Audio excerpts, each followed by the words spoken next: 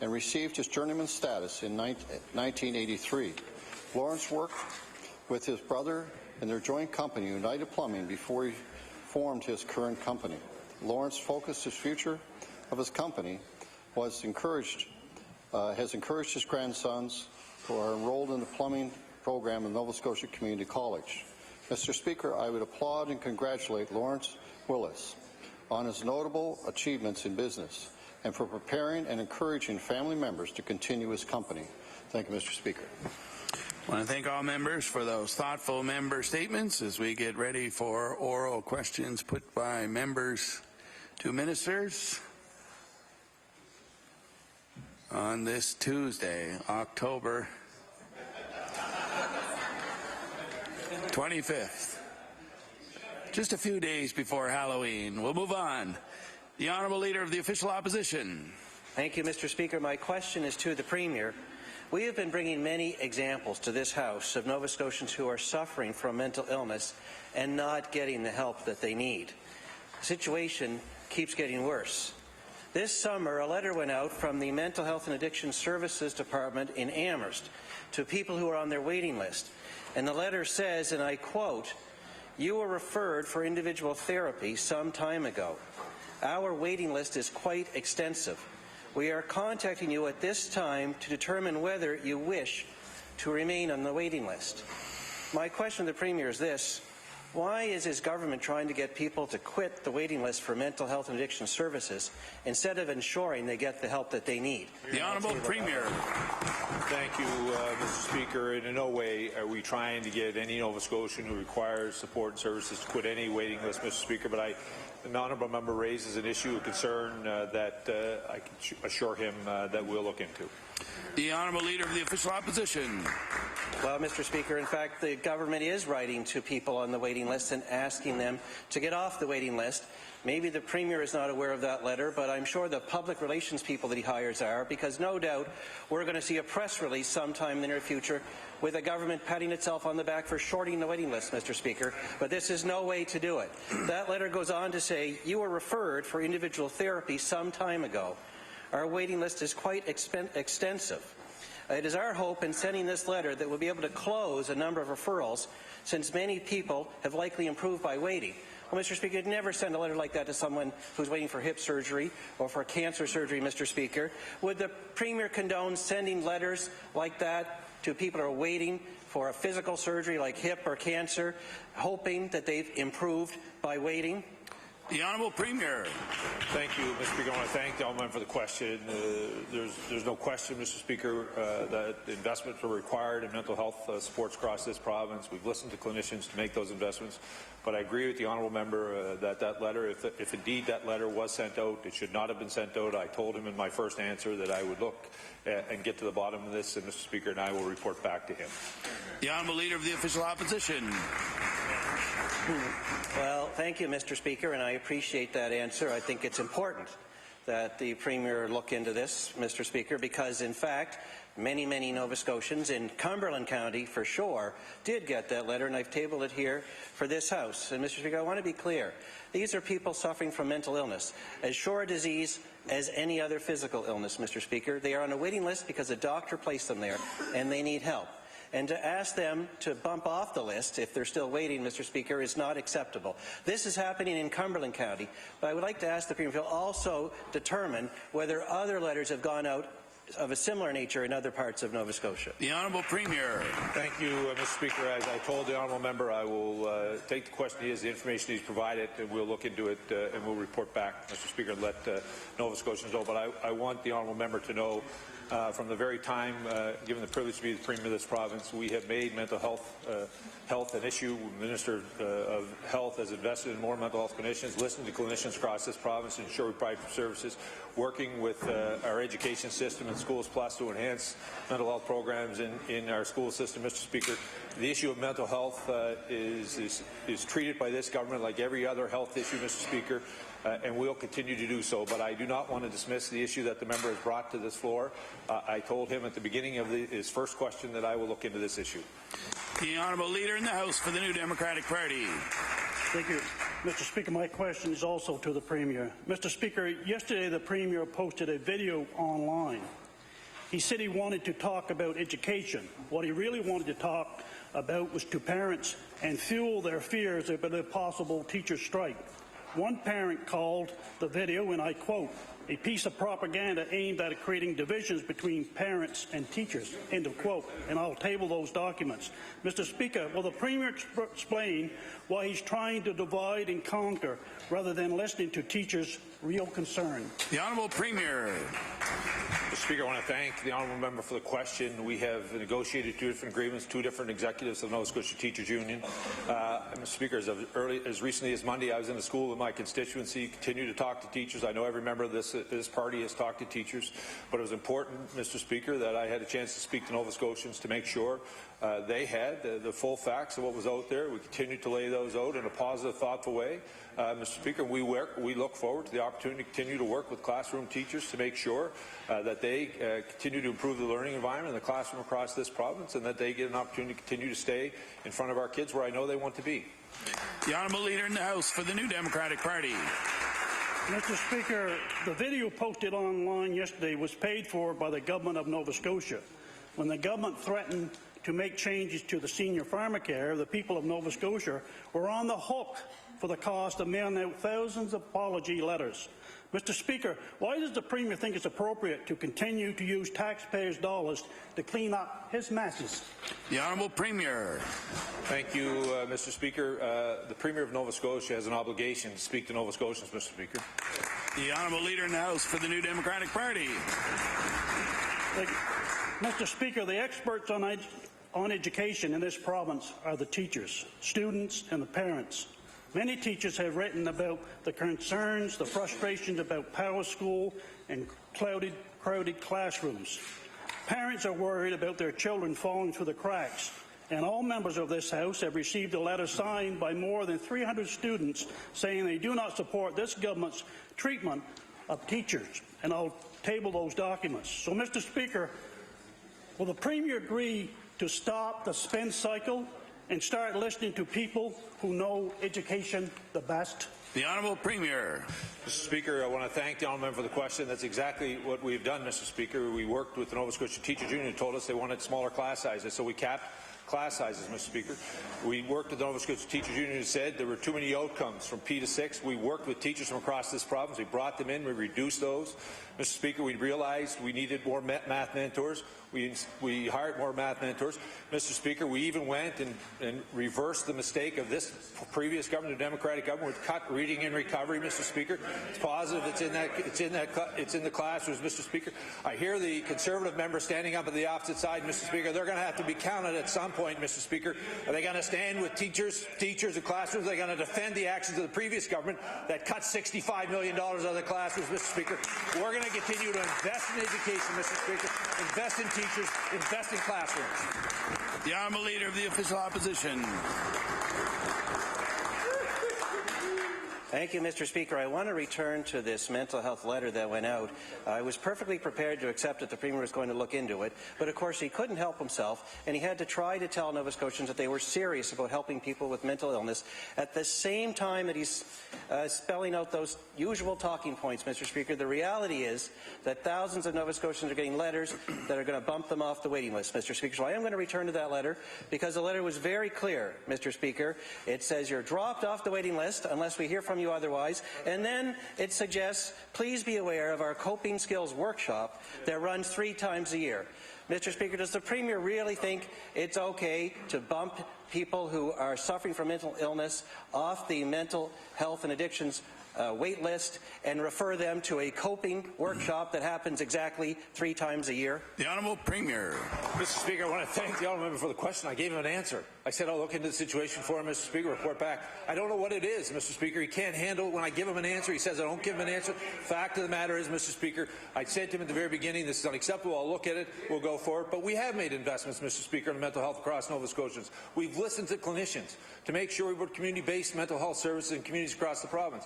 We've listened to teachers, Mr. Speaker. We put mental health clinicians, Schools Plus program, we've enhanced it. But, Mr. Speaker, this is unacceptable, and I told the honourable member when he asked me his first questions, he can stand up in this House for the rest of the question period if he prefers, and I will give him the same answer. When I look into this, Mr. Speaker, I'll be happy to report back to you. The Honourable Leader of the Official Opposition. Mr. Speaker, it is not an answer to tell people in Nova Scotia suffering from mental illness that all is fine, that his government is doing a great job, when in reality they are sending letters out to people on the wait list for help that are going to get bumped from the wait list. This is exactly what's wrong with this Premier and this government. They spin out these lines to try and tell people everything's okay when they know perfectly well there's a mental health crisis, and they're getting nothing but spin and the cold shoulder from this government, Mr. Speaker. So yes, I'm glad he's going to look into that letter. Will he stand in this House and tell every member, and more importantly the people of Nova Scotia, that when he's confirmed what we know to be true, that it did go out, that he will ensure it never happens again? The Honourable Premier. Mr. Speaker, again, I want to thank the honourable member for the question. I've told him, this is my 5th time now telling him that I will look into the situation, Mr. Speaker. I said this is unacceptable, but I do want to remind all members of this House the investments that we've made in mental health, listening to clinicians across this province, Mr. Speaker, the enhancement of School Plus programs, but this letter is unacceptable, Mr. Speaker, and I'll look into it, and I said I would get back to him to find an answer out for it. The Honourable House Leader for the New Democratic Party. Thank you, Mr. Speaker. My question is for the Minister of Labour and Advanced Education. Today, 9,000 members of the Nova Scotia Teachers Union are set to hold a strike vote. This government's track record with contract negotiations have been marked with protest and heavy-handed legislation. In 2014, this government recalled this legislature in order to pass the law preventing a strike by home care workers. In 2015, we witnessed university professors mobilize against Bill 100, a terrible piece of legislation that would see collective agreements suspended and strikes banned for up to 18 months. So I'd like to ask the Minister, will the Minister admit that the government's approach to labour negotiations has failed? The Honourable Minister of Labour. I want to thank the honourable member for the question, and as the member well knows, the Minister of Labour does not comment on ongoing labour negotiations, but I won't be doing what that member did, which is negotiate a contract in a parking lot. The Honourable House Leader for the New Democratic Party. I would like to remind the House, Mr. Speaker, that this government has not signed a single contract with any public service union in this province, Mr. Speaker. That's their track record. I guess that's the accomplishment of the minister and her government. This is not negotiating in good faith. Even children, Mr. Speaker, who are students, the Premier and MLAs received a letter from over 300 of them expressing their concerns and supporting their educators. They rightfully echo teachers that have been saying that teachers' working conditions are students' learning conditions. Neither of these will improve if the government refuses to come to the bargaining table and truly negotiate. So I'd like to ask the Minister, if the Premier has set the financial package or said the financial package is non-negotiable and arbitration is off the table, will the Minister tell this House whether the government intends to legislate a contract for our Nova Scotia teachers? The Honourable Minister of Labour. Thank you, Mr. Speaker. And as the member well knows, the Minister of Labour does not comment on ongoing labour negotiations. The Honourable Member for Pictou West. Thank you, Mr. Speaker. My question through you is to the Minister of Municipal Affairs. Mr. Speaker, page 21 of the Ombudsman's report about Richmond County revealed that the municipality reimbursed some councillors for the cost of participating in a partisan political event, and I can table that report, Mr. Speaker. 2 councillors claimed the $50 ticket to a recognition dinner for provincial politicians. In both cases, kilometres to and from the event were claimed as well. Mr. Speaker, has the minister canvassed his colleagues to find out if any of them were the beneficiary of this irregular spending by the municipality of Richmond? The Honourable Minister of Municipal Affairs. Thank you very much, Mr. Speaker. Obviously, the situation at Richmond has been cause for concern. All parties actually did receive some sort of funding or expense related to activities with various members, including the member's own party. Of course, all of us would expect that guidelines be followed and that the rules of elections in Nova Scotia be followed. Only individuals can donate to parties, Mr. Speaker, so if it was the case that those individuals did not donate themselves, they would have been breaking the laws of the province. The Honourable Member for Pictou West. Thank you, Mr. Speaker. I believe that we all know in this chamber that reimbursing someone for a political contribution appears to be a clear violation of Section 236 of the Elections Act. So, Mr. Speaker, will the minister confirm whether or not he or anyone in the government caucus has been contacted by Elections Nova Scotia investigators about this possibly illegal political fundraising? The Honourable Minister of Municipal Affairs. Thank you very much, Mr. Speaker. There were members in that party's own caucus who were implicated in terms of expenses. Obviously, every member in this House, whenever we receive any donations from our community members, would expect that those donations follow the rules of the province. The Honourable Member for Pictou West. Thank you, Mr. Speaker, and I want to thank the Minister for his comments. I do hope that he'll be able to table his statements that he just indicated that we received something with regards to that. But page 16 of the Ombudsman's report says that the Department of Municipal Affairs stepped in to stop Richmond councillors from receiving a payment of $100 per day for travel in addition to their meals. The Minister's own department flagged the inappropriate spending prior to the Ombudsman's report even being released, and the public has since learned that Richmond taxpayers have paid for alcohol, valet parking, political fundraisers, and spousal travel. Mr. Speaker, did the Minister not know about these illegal perks, or did he just simply ignore them? The Honourable Minister of Municipal Affairs. Thank you, Mr. Speaker. Obviously, I would share the same concerns of that member or any members of this House when we hear of such abuses of expense. There is an ongoing RCMP investigation. We are going to wait until all the details of this case come out, and then we'll be acting appropriately. But what I do not want to do, Mr. Speaker, is paint all municipalities with the same brush.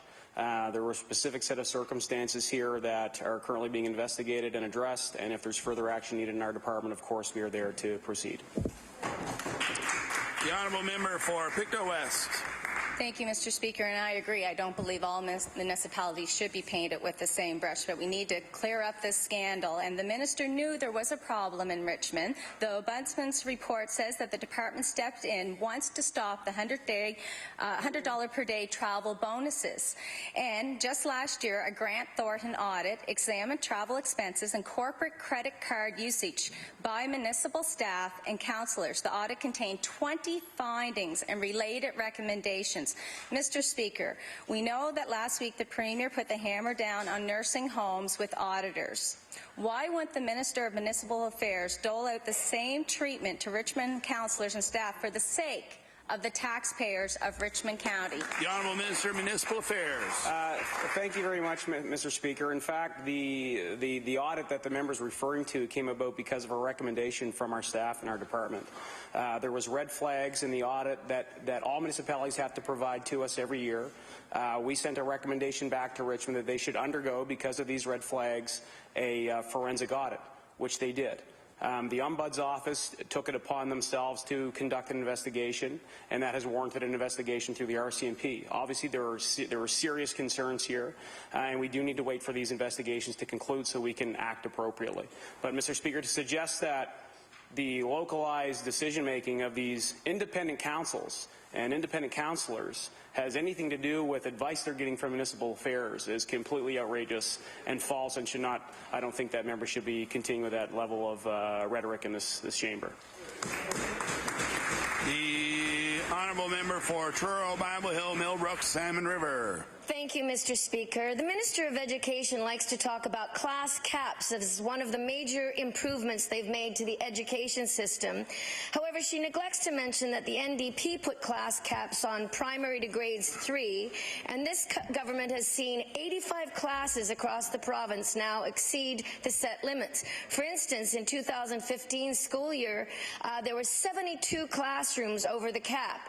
The letter received by all members of this legislature from high school and junior high students references classrooms with over 40 or more students. So my question for the Minister of Education today is this: if class caps are what this government touts as one of their major accomplishments, why is class size still one of the primary concerns of teachers? The Honourable Minister of Education. Thank you, Mr. Speaker, and pleased to hear the member acknowledge that class caps have made a difference in this province. And would remind all members of the House that in order to implement a class cap, you have to begin gradually. We have done that up to the end of grade 6. We will be capping some math classes at high school next year in September, and we recognize that the funding that goes to school boards for junior, senior high school is a ratio of 1 to 24. So we certainly are respecting and asking that boards implement and hire their teachers based on a 1 to 24 ratio. The honourable member for Truro, Bible Hill, Millbrook, Salmon River. Thank you, Mr. Speaker. And yes, I do say that class caps are very important. What I'm saying is that they're not, unfortunately, being used right now, and that they're soft caps with many extra students in the classrooms. Mr. Speaker, teachers across the province have been loud and clear about their concerns. They say soft caps, data collection, split classes, and in particular systems like PowerSchool and TiNet have exhausted their personal resources at the expense of time with students. They're struggling to support students on individualized program plans who are unable to meet grade-level outcomes. Just last week, the Teachers Union accepted the Education Minister's office to proceed with a committee to address workplace concerns. So my question for the minister is, given the government's track record on the class sizes, what assurances can the minister actually give that the government will act on the concerns of teachers, the concerns that they bring to this committee? The Honourable Minister of Education. Thank you. The assurance that I can give the House and all members of the public, in particular our parents and our teachers, is that the implementation of the class cap from primary to grade 6 has been extremely successful. We have 96.5 of our classes that are within the cap. That's huge. That's something of which we can be very proud, and I'm going to stand on that record. Thank you. The Honourable Member for Dartmouth East. Thank you, Mr. Speaker. My question is for the Minister of Health. Information provided by the Nova Scotia Health Authority indicates that in the Dartmouth catchment area there are currently 14 vacant family physician positions and another 7 about to become vacant. This total represents 25% of all the doctors serving the Dartmouth catchment. Already this is impacting residents who have been left without a doctor or who can't find one. So can he explain what is being done to recruit family doctors to the Dartmouth catchment area and fill those vacancies? The Honourable Minister of Health. Thank you, member, for the question, and I want to let the member opposite know that, in fact, Dr. Lynn Harrigan has been personally to visit some of the sites to help with their recruitment and their planning for the next year. We have hired 42 new doctors since July the 1st, and some of those are certainly placed in the metro area. The honourable member for Dartmouth East. Mr. Speaker, the Health Authority says that each one of these physicians sees an average of 1,500 patients, and that they estimate the 21 vacant positions means 30,000 people in the Dartmouth catchment area are currently or soon to be without a doctor, and solving it would require recruiting 50% of next year's graduating class of residents just to Dartmouth, something which is seen unlikely as many locations are competing for doctors. The 2 to 3 nurse practitioners allocated to Dartmouth in the recent announcement obviously can't handle 30,000 people. So, Mr. Speaker, what is the minister's plan to address the physician vacancies in Dartmouth, which is an issue now with already many vacancies? The Honourable Minister of Health. Thank you very much, Mr. Speaker. And in terms of addressing provincially, in fact, recruitment from the classes of 2017 residents across the country, we already have a number of contracts signed that will start in June or July of 2017. So there's a very, very strong and robust recruitment plan, and to have some already signed, I think speaks very promisingly for next year. The honourable member for Inverness. Speaker, a question for the Minister of Municipal Affairs. People in Richmond County had to go as far as the provincial ombudsman to get action on an issue of inappropriate spending practices by their municipal government. Mr. Speaker, no one was helping them, certainly not this government. In fact, the minister in his last answer said that the ombudsman took it upon themselves in that office to investigate the matter. My question is, where was the minister, and why hasn't this government and this minister's office taken this matter seriously? The Honourable Minister of Municipal Affairs. Thank you very much, Mr. Speaker. Obviously, this issue has been taken very seriously by the department. In fact, it was our suggestion that this council conduct a forensic audit, which they did. It was our suggestion that they enhance their expenses.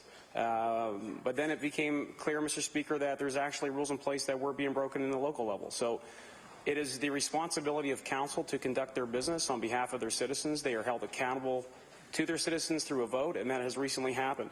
We are looking at the laws of the province, looking at expenses in particular. If adjustments need to be made to ensure that the municipalities are held to the high standard that all of us here are in the legislature when it comes to expenses and accounting, we will make sure that that happens. The honourable member for Inverness. Mr. Speaker, another comment the minister made in his answer to my colleague was that she was speaking rhetoric and that she was talking about independent councillors. But the fact of the matter is, one of the councillors in question was actually also an employee of the Liberal caucus office. Now, was the minister in this Liberal government in a conflict of interest, given they had employed, until recently, in their own caucus office, one of the councillors responsible for the inappropriate spending? Perhaps there was an interest on the part of this government to protect that employee and manage possible damage to the Liberal brand. The Honourable Minister of Municipal Affairs. Thank you very much, Mr. Speaker. I do not think that is a fair statement at all. For that member, Mr. Speaker. Obviously, we hold ourselves here, all of us in this chamber, to a very high standard when it comes to accountability to our constituents. All of our expenses are put online. Our expectation as government and my expectation as minister that that same high standard is being applied across the board in our municipalities, Mr. Speaker. If there's more work that needs to be done on this particular case, we're going to look at it, but we are going to wait until the investigations are complete so we have all the details. And if there is adjustments that need to be made to the Municipal Government Act, which oversees the rules and regulations of our municipal units, Mr. Speaker, we will make those adjustments as well. The Honourable House Leader for the Official Opposition. Thank you very much, Mr. Speaker. Now, last week, I think I tried twice to ask this question revolving around the issue of at-home cancer medications, but of course the time conspired against me. As the Minister is aware, many cancers are diagnosed and they begin with treatment that actually can be taken at home without the chemotherapies that, of course, people have to go and receive intravenously. This can relieve the added burden and stress that many Nova Scotians face after receiving a diagnosis of this kind. As the member does represent a rural area, he knows of many of his constituents that have to travel to either the city or far away in order to receive those treatments. So will the minister commit to funding oral at-home medications for cancer patients so we can keep people out of the hospital? The Honourable Minister of Health. Thank you, Mr. Speaker, and I thank the member for that important question so that we can start to improve where we are. We currently fund oral cancer drugs to $10 million, and that right now we have 87% of Nova Scotians who are covered by one of the provincial programs in having their oral medication funded. The Honourable House Leader for the Official Opposition. Thank you very much. Now, I know the minister has referenced that it would cost up to $40 million to cover such an issue. Yet he's never really presented, Mr. Speaker, a background of what that expenditure is. The cost of one staying in hospital for their care is, of course, significantly more, and options would allow patients to have more comfort, to save their loved ones from a great deal of unnecessary travel. So my question or my ask of the minister is simply this. Will the minister commit to actually reviewing this expense and present his analysis to the House of Assembly? The Honourable Minister of Health. Thank you very much, Mr. Speaker. What I can commit to the member is that we're currently working with a company, STI, to look at how, in fact, we can improve the cost of the oral cancer drugs so that we can also have an expedited process for them to be able to move from the diagnosis to treatment and have oral cancer drugs delivered to local pharmacies in a much more expedited way than currently takes place. The Honourable Member for Chester St. Margaret's. Thank you, Mr. Speaker. And my question is to the Minister of Environment. The Citizens Climate Lobby of Halifax recently spoke out in the media criticizing this government's lack of action on climate change adaptation. The group leader claimed that this government has axed the Climate Change Division in the Environment Department, and I will table that. So, Mr. Speaker, I would like to ask the Minister if she can confirm whether or not the Climate Change Division has been eliminated in her department. The Honourable Minister of the Environment. Thank you, Mr. Speaker, and thank you to the honourable member for that wonderful question, because this is a success story for Nova Scotia. We are actually leading all provinces in GHG reduction. I think that's an amazing job. I will also take note that this is not the result of just this government's action, but other governments in other years as well. Nova Scotia is a success story. This government has 4 departments that are working very actively on the climate change file. They will continue working. We will certainly be on top of this. Thank you. The honourable member for Chester St. Margaret's. Thank you for that answer, but I wanted to know if the division was actually axed. So maybe the minister will answer that in the second question. Mr. Speaker, as we know, events in Southwest Nova and Cape Breton demonstrate the need to adapt as best we can in preparation for more extreme weather. Yet there are concerns that the work of the Climate Change Adaptation Fund program has stopped.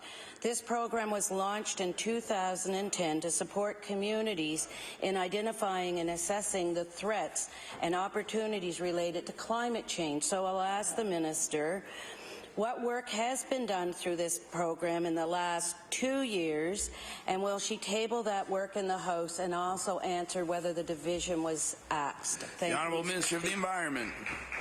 Thank you, Mr. Speaker.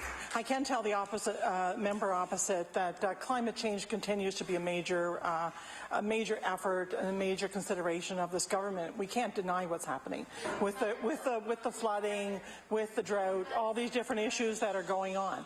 My department's been working very hard on this, as we've also been talking to stakeholder groups like the Ecology Action Centre and other groups. And we're going to be also, I've had conversations about coastal mitigation as well. So we will continue this conversation, and we'll be continuing the work, Mr. Speaker. The honourable member for Inverness. Speaker, a question for the Minister of Justice. A children's entertainer was recently granted bail as he awaits trial for sex offences against a young girl. The provincial court put conditions on his bail, including no contact with his alleged victim or anyone under the age of 18. Mr. Speaker, this is a charge that is a crime against a child. He will have his rights to a fair trial, but what about the rights of all the children who deserve protection? Remember Fenwick McIntosh? He couldn't stop himself. The point is, Mr. Speaker, we need ankle bracelets to monitor every movement of people charged with sexual offences against children. Does the minister believe children in Nova Scotia deserve that level of protection? The Honourable Minister of Justice. Thank you very much, Mr. Speaker, and I appreciate the question from the member opposite, and he certainly raises a very important question of safety in our communities. As the member would know, we are the first province in the country that began using ankle bracelets for community monitoring with our community parole offices, and that was done under the previous Conservative government, so we certainly have them in use, and we do use them in particular situations. So I would say it's used in a case-by-case situation, and this is something that I could look at, as the member has suggested. The honourable member for Inverness. Mr. Speaker, I thank the minister for offering to look into it. Mr. Speaker, people who commit sexual offences against children need help.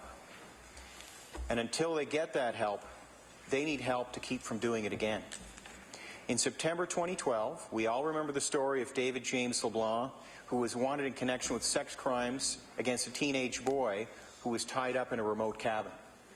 At the time, the Liberal Justice critic said more restrictive conditions should have been placed on LeBlanc when he was released back in 2010, because, Mr. Speaker, back in 2010 he was awaiting a hearing on other charges of sexual assault and possession of child pornography. And I will offer the quote, and I will table that. At the time, the Liberal Justice critic said, if it is decided that the individual should be released because of the nature of the crimes that they've been charged with, an ankle bracelet should be an option. Why the change of heart? Does this government no longer believe children in Nova Scotia deserve this protection? The Honourable Minister of Justice. Thank you very much, Mr. Speaker, and I hope the member opposite isn't suggesting that we no longer believe in that. Is that part of the quote? Or we certainly have not said that we don't believe in that. Good, yeah. Because absolutely the protection of children is paramount, and the protection of anybody who's sexually assaulted is paramount to all of us. And so therefore we certainly would look at other avenues to do that. We have to remember, though, too, that sometimes the government doesn't make that decision, or the Department of Justice. People have to be convicted, and they have to be serving a sentence in the community to be monitored. So there may be other avenues to express our interests in that, but I will also tell the member opposite that we don't give direction to the courts, that there's a great division and independence in our whole justice system, with prosecutors, with courts, and with our judges, but we can certainly work together on common interests. The honourable member for Pictou West.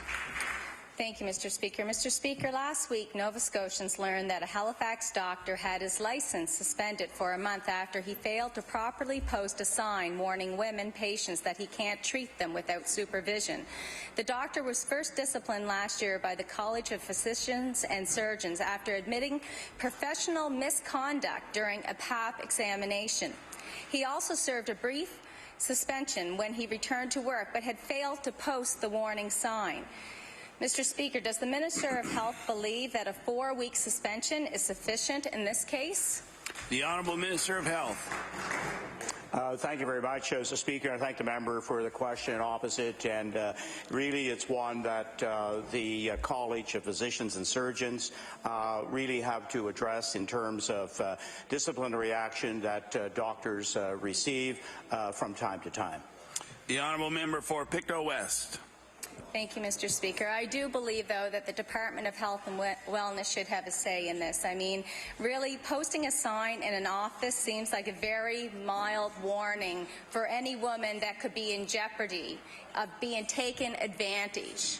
And a sign may not be effective for women with literacy challenges, vision problems, or language barriers. So, Mr. Speaker, does the minister believe there should be other ways, in addition to a sign, to warn female patients that a doctor cannot examine them without supervision? Thank you. The Honourable Minister of Health. Thank you, Mr. Speaker. And these cases, of course, become very public. They are well known throughout a community. But again, from periodically, I get to meet with the head of the college, and it's an issue that I can certainly raise in terms of cases generally. Specific cases, the college have to go through due diligence and make their determination about what is appropriate discipline. The Honourable Member for Dartmouth South. Thank you, Mr. Speaker. Last week, I took the opportunity to ask the Minister of Community Services about the alarming increase in food bank use since his government took office. Yesterday, it was reported that the North Sydney Food Bank saw a jump in the number of people they were serving last month. That went from an average of 170 people using their services to 218. That is unacceptable, Mr. Speaker. I will table that. Families are struggling with the high and rising costs of groceries and cannot wait for the millions of dollars the department is spending on transformation to trickle down. Mr. Speaker, what is the minister going to do now to help the growing number of families struggling to meet basic needs? The Honourable Minister of Community Services. Thank you, Mr. Speaker. And as the member opposite would know, that food security is decades long. I went through food insecurity in the 1990s. It's a complex issue. I don't appreciate the triteness that she attributes to transformation, because it's a decades-long problem with that department not having any substantial changes to positively affect the cycle of poverty in this province. The Honourable Member for Dartmouth South. Mr. Speaker, the prices of food, shelter and transportation have all increased since this time last year. In 2013, the Food Action Research Centre at Mount St. Vincent University calculated that a single man who was receiving social assistance would face a monthly deficit of $686 when trying to pay his bills and eat a nutritious diet, and I will table that. That's not the $20 this government is patting itself on the back about, Mr. Speaker. It's $686. So, Mr. Speaker, the minister seems to be satisfied in having more and more Nova Scotians relying on charities to meet their needs. These are needs that are the responsibility of the government. Does she not recognize that it's her role and her responsibility as the Minister of Community Services to these individuals? The Honourable Minister of Community Services. Thank you, Mr. Speaker, and I take my role as Minister of Community Services very seriously. That's why we're changing a system that has failed Nova Scotians who are in vulnerable parts for decades in this province. It's a very comprehensive system. There are changes that will be announced this week. Stay tuned. And there'll be more changes in the future. But to suggest that this government or any member of this House thinks that the Department of Community Services doesn't care about vulnerable Nova Scotians is offensive. The Honourable Member for Colchester, Musquedominant Valley. Thank you, Mr. Speaker. My question is for the Minister of Community Services and maybe a touch the Minister of Justice. I have a family in my constituency on social assistance, and they own a house, but they did not get the deed transferred. The house needs major repairs such as roof, new windows, insulation. The family does qualify for the Housing Nova Scotia programs, but need to have a deed for the property in order to get it. They cannot afford the cost of getting that deed legally. My question is, what can be done for a family in this position? The Honourable Minister of Community Services. Thank you, and I thank you for the question. I'm not sure what the cost is, but I know that they can work with their caseworker. $2,500. Well, then we would work with the Department of Justice because I'm sure there are other people in Nova Scotia that are caught in that situation as well. But I would be more than happy to look into that for your constituent with my colleague from the Minister of Justice. The Honourable Member for Colchester, Musquedominant Valley. And I appreciate that because I know my office has contacted legal aid, Dalhousie Legal Aid. I have contacted lawyers that I know just to get some advice from them, and they all say that it's just going to cost. And legal aid has said they just don't do that kind of litigation. So the person who could sign the house over is now dying and unable to sign. So we are in a quandary here, and like I say, the folks really need work done in the house. So I'm hoping that something can be arranged by the two ministries for this family. The Honourable Minister of Justice. Yeah, thank you very much, Mr. Speaker, and I think it just warrants my saying that I will work with the Minister of Community Services to see what can be done, and we'll look for the details of the case from you. Thank you. The Honourable Member for Kings North. Thank you, Mr. Speaker. My question is for the Minister of Health. On August 18th, the Minister announced the long-awaited hospice for the Annapolis Valley, and certainly that was a very welcome announcement. However, part of the announcement was that the hospice was expected to be open in 2019. I will table that. However, at that event, Trish Cochran, VP of the Health Authority, said it was a goal of opening in 2019. Would the Minister clarify that for the residents of the Valley? Will the hospice be open in 2019, or is it merely a goal that it be open in 2019 and may open at a later date? The Honourable Minister of Health. Thank you, Mr. Speaker, and I thank the member for that question. The long-awaited hospice is now going through its final design plans, and putting a date on, as we know, always raises hopes and expectations. I believe that we'll see that will be the very latest when the hospice will open. The Honourable Member for Kings North. I'd like to thank the Minister for that question. And the last time I checked, Mr. Speaker, it's 2016. We're talking about something for 2019. And this was in the works from 2013 on and before, well known. Can the Mr. Speaker, my question for the Minister is, can he explain why we are waiting for something that it was announced this year for till 2019? The Honourable Minister of Health. Yeah. Thank you very much, Mr. Speaker. I know that was a date put out there, but I think we'll see work getting underway with the hospice. There's always a change now that is under the Health Authority. Also, it comes under the direction of TIR. These were situations that in the past were a go with the local district health authorities before the 9 became the one health authority. We now have a more rigorous oversight of those projects, and that's what's currently taking place. But I think the member opposite will see this project underway very shortly. The honourable member for Dartmouth South. Yes, thank you, Mr. Speaker. Recently, the Provincial Association of Women's Centres wrote to the Minister of Community Services to express their concerns about the transformation process currently happening within the Department of Community Services. One of their concerns is that in order for women and their children to have meaningful choices, income assistance benefits must meet their actual needs.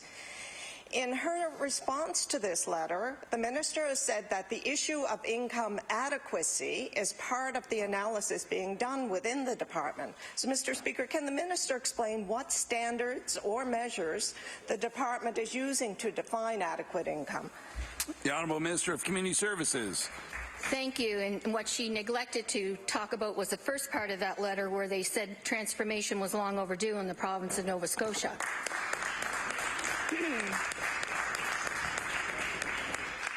The complexities that go with poverty and food insecurity, and certainly the programs that were in the Department of Community Services, are intersectional and they're complex.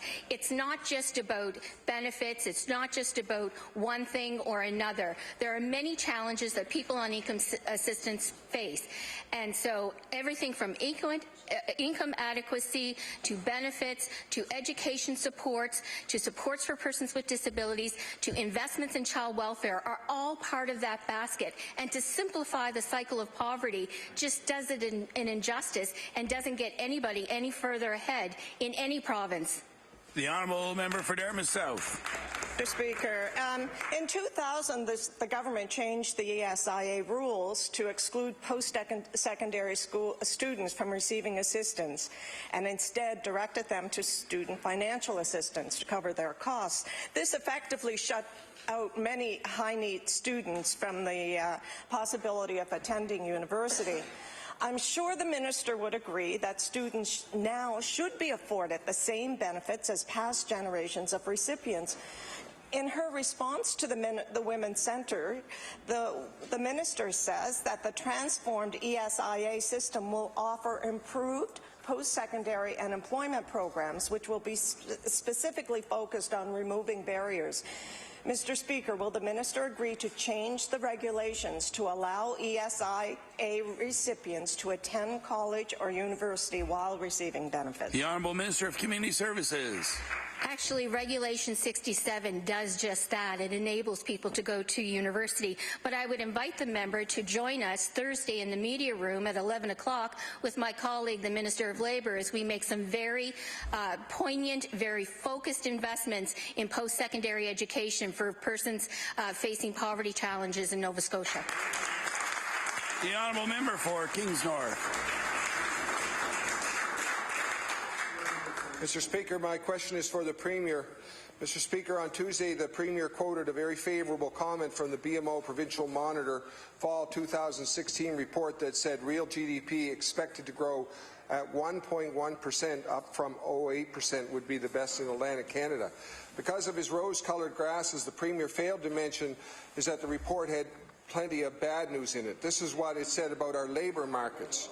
It continues to underperform, with employment down from year-ago levels through August, and private sector employment down 6% from peak levels in 2012, with participation rate also falling even for prime-age workers. Now, I'll table the BMO report. The government is failing to create an Does the member have a question? To be created. Will the Premier admit that his policies are killing jobs in Nova Scotia? The Honourable Premier. Mr. Speaker, unemployment is down. I'm very proud of the fact through graduate opportunities, more young people are getting employed in Nova Scotia. Mr. Speaker, we're leading the country in per capita basis.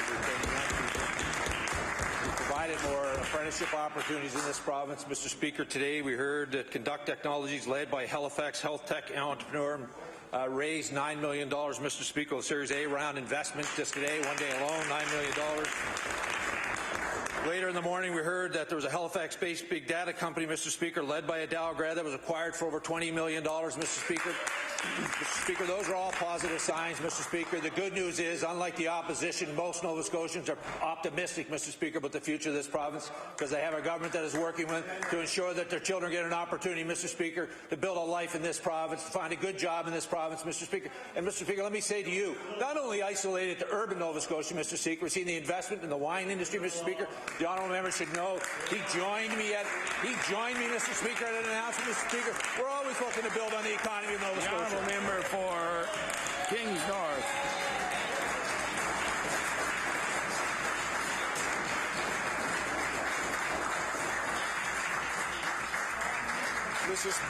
Mr. Speaker, I appreciate him mentioning young people because the report Order, raises... please. Time allotted for oral questions put by members to ministers has expired.